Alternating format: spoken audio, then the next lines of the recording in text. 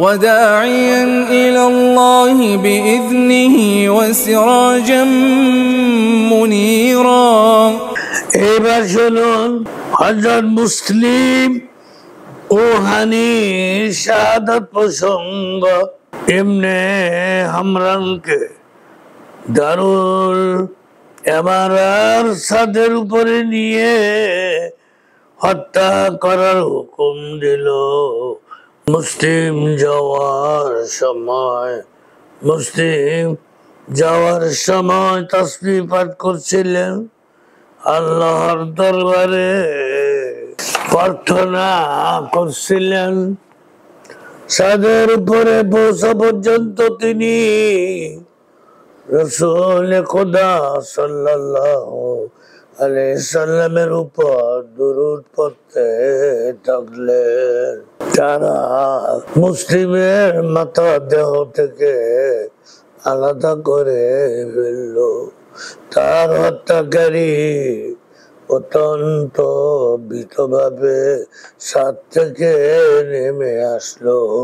এমনি জিয়াদ জিজ্ঞেস করলো, তোমার কি হলো?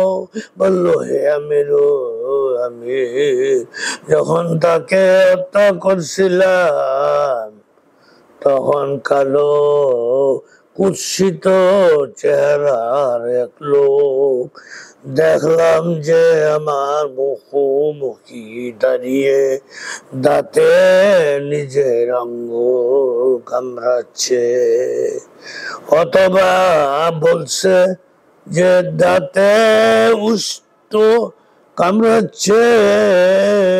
তাকে দেখে আমি অথবা যে দাঁতে উষ্ট কামড়াচ্ছে তাকে দেখে আমি এমন ভয় পেয়েছি যে জীবনে কোনো কিছুতেই এরকম ভয় পাইনি।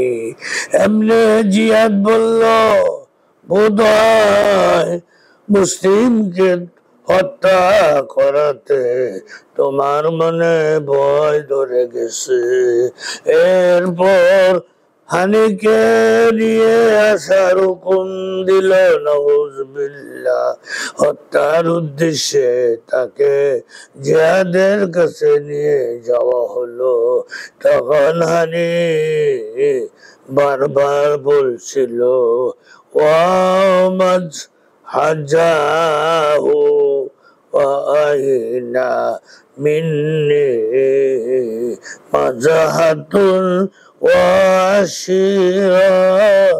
আশিরতাহু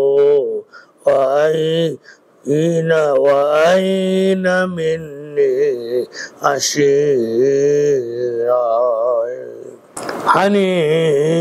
তখন হানি বারবার বলছিল, কোথায় আমার গোত্রের লোকেরা,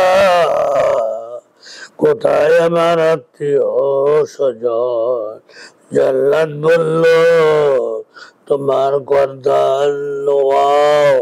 হানি বললেন, খোদার কসম, আমার প্রাণ ও গর্দান দান করার জন্য আমি বদান্যতা দেখাবো না। আমাকে হত্যা করার কাজে তোমাকে সহায়তা করব না। রশিদ নামক এমনি জিয়াদের গোলাম তরবারির আঘাত এনে তাকে শহীদ করে ফেললো। ইন্না লিল্লাহি ওয়া ইন্না ইলাইহি রাজিউন। ওয়া আখিরু দাওয়ানা আনিল হামদুলিল্লাহি রাব্বিল আলামিন।